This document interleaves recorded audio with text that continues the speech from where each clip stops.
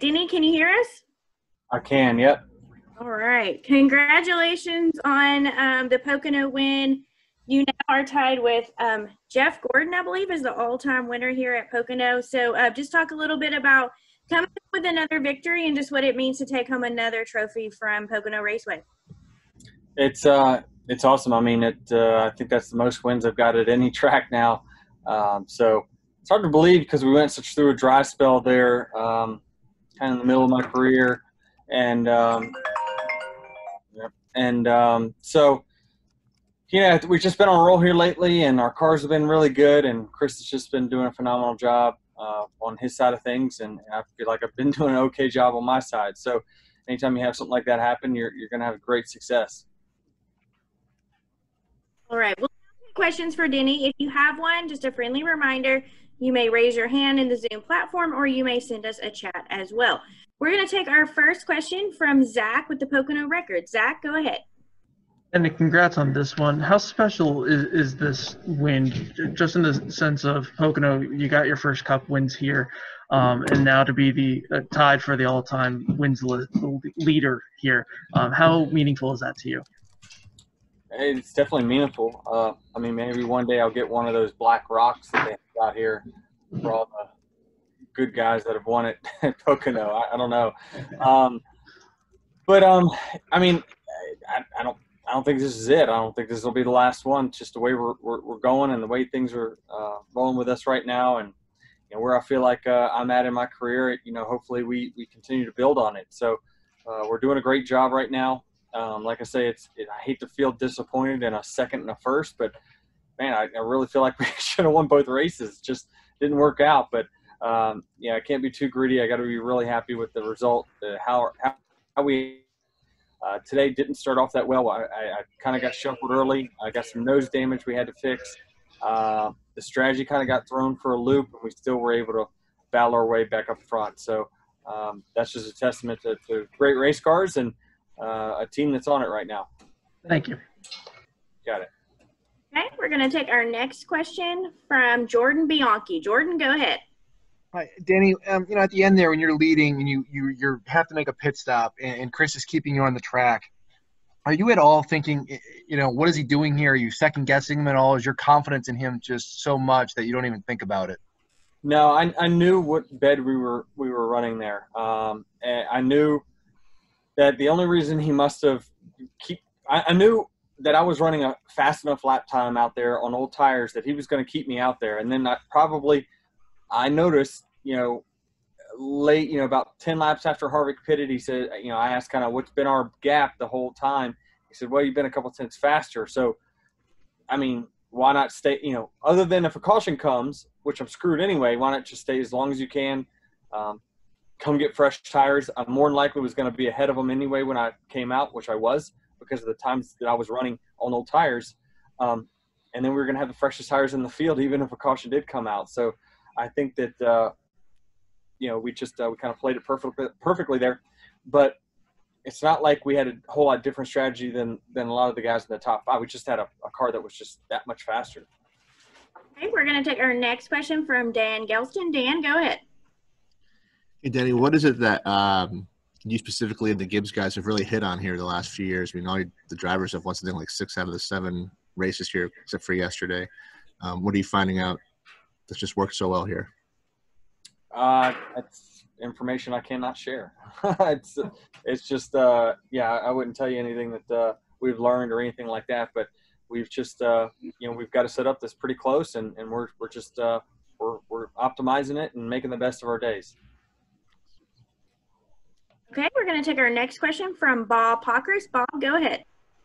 Yeah, Denny, I don't know when was the last time they had to bring lights into Victory Lane here, but how weird was that? And did they even need it because Victory Lane is so short these days? Yeah, you really don't. I didn't even think about it, but to tell you the truth, I couldn't remember.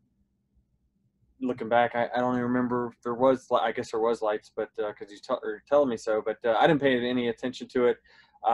I just was hoping for no caution. If it was, I hope it was late enough in the day that they were going to call it for darkness. So I knew that we were in a great spot. Just no caution.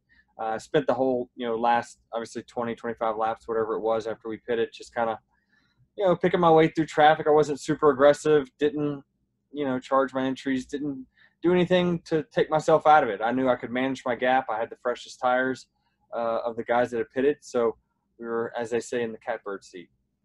And was it any different this weekend with no fans compared to Talladega, which I guess probably had a few thousand? I mean, could you tell a big difference at all? Yeah, it is a little different. I mean, you can hear the crowd, even though it's just a few thousand at Talladega, you can definitely feel the crowd and the atmosphere, even with a small amount versus kind of the boneyard that you got out here today. So it's just a part of it's definitely different. I wish, especially when you're on a roll like we are, I wish I could live it up and, get excited and kind of hear the fans, give you a big F you and you suck and all that stuff. But maybe another day. Thank you. Yeah. All right, we're going to take our next question from Marty Smith. Marty, go ahead. Did you want me to holler that right now? So give it to me. Man, every single weekend when you guys show up, it's like you and Harvick. This looks like a Hamlin-Harvick show that's unfolding in 2020. Do you consider him to be your greatest threat in this great season? And why are your two teams so consistently good? Yeah, I mean, I would throw the 9 in there as well. I think he's kind of been on a run. He didn't have a great Talladega and he didn't have a great Pocono. But before that, I think he had about 4 or 5 weeks in a row where he was in contention or had one of the best cars. So, but I think, yeah, certainly we've sustained some great finishes and even not great finishes, but great speed through an entire race all year. I mean, really, I would say specifically the last 10 to 11, we've been exceptional. Really, since coming back from the break that we had, I thought we've been really, really good. And that's just to me, that's a testament that like my team is really strong. They're doing a lot of really good work at the race shop, preparing our cars to be set up, optimized right from the first run of the day. And we're always not, where we're really struggling is not getting stage points. I think we'd be winning the regular season if we could get some stage points, but just the way the races have played out, we've kind of made our bed to try to go win the race because we've had race-winning cars. And so I'll definitely take race wins over stage wins, especially knowing that race win counts for 5 of them. So, we've been doing good and it's just marching, in the regular season points and obviously getting some playoff points there. And, we just want to get back to the Final Four with a chance. That's all I can ask for. It's going to be a successful season if we find ourselves back in that Final Four with a chance again. Thanks, man. Congratulations. Yeah, Marty. Okay, we're going to take our next question from Courtney Harrison from WNDP. Go ahead. Hey, Denny, I know this is a weird thing not having any fans in the stands, but today was the first time NASCAR got to have a triple header with all 3 series going on in one day. Was that any different for you guys, or did it just feel like another day and you just kind of had to wait your turn? Well, I think it was a little different for me because I wasn't in the bus. I wasn't kind of, I didn't wake up to hearing roaring cars and all through lunch and breakfast and lunch, and then us taking over. I came in here, right after lunch because I spent some time with the kids. But for me personally, it's kind of I'm probably the last one you should ask because I just wasn't here, so it felt kind of status quo from my standpoint. But I think it was definitely awesome. It's good to see that they could get all 3 races in one day, and definitely like seeing. I'm sure the fans when they come back love seeing doubleheaders because it gets them a lot of racing. Thank you. You're welcome. Okay, we're going to take our next question from Scott Walsh. Scott, go ahead. Hey, Denny. You lamented a little bit earlier that you felt you should have won 2 races here. With the way the setup is, with coming right back and racing the next day, is that kind of one of the advantages that you felt you gave one away yesterday, but you can kind of come right back and get another one today? Yeah, I mean, I think that with all due respect to the 4 car, they have definitely earned their win yesterday. We didn't give it to them by any means. We just we just didn't have a total clean race, and I knew that he was kind of I knew that we were the best cars as far as speed was concerned. He just got the best of me one of those and kind of legged out a 5-second lead before we came in and pitted. So, but we ran them down by the end of the race. So I knew that we had, probably a little bit faster race car, but things didn't work out. They earned their win, and we certainly earned ours today. But, I think certainly strategy all aside, we still had the 2 best cars up front when it was all said and done. Thank you. Okay, we're going to take our next question from Chase Wilhelm with NASCAR.com. Chase, go ahead. Hey, Denny. So yesterday after the race, you came on the radio and said, hey, we will win tomorrow. So you basically called your shot.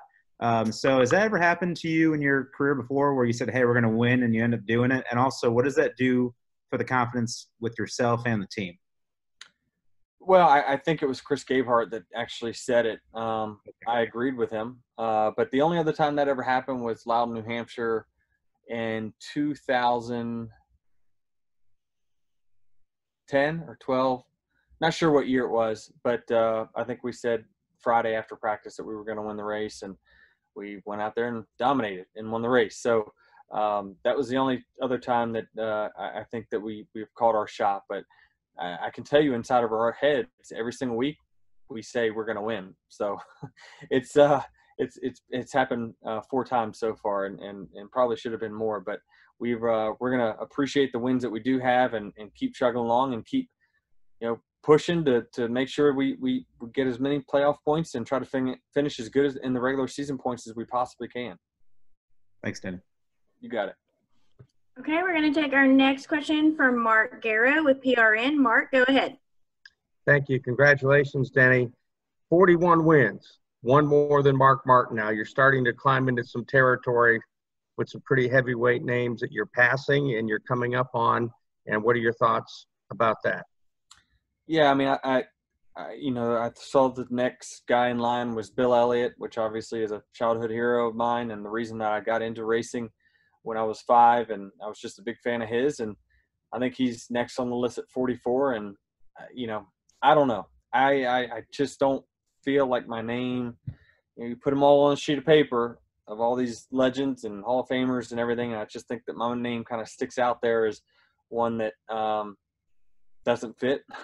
But I also can't downplay the accomplishments that I've had in my career, and I've been really blessed to be with a fantastic race team that continues to keep getting better. It seems like every week we just keep getting better, and so I don't see any end in sight right now. It's just I'm not, even in 2010 I just can't remember us going to the racetracks and just like, oh, we'll win this week, or we're going to be in contention to win this week. It's just, we had dominating races in 2010 when we won 8, but there's something about, kind of how things are going right now and the execution that we're having that just feels a little different.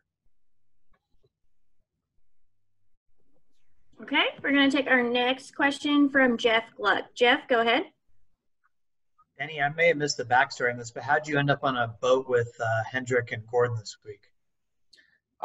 They called and wanted to see if I wanted to go on a boat ride.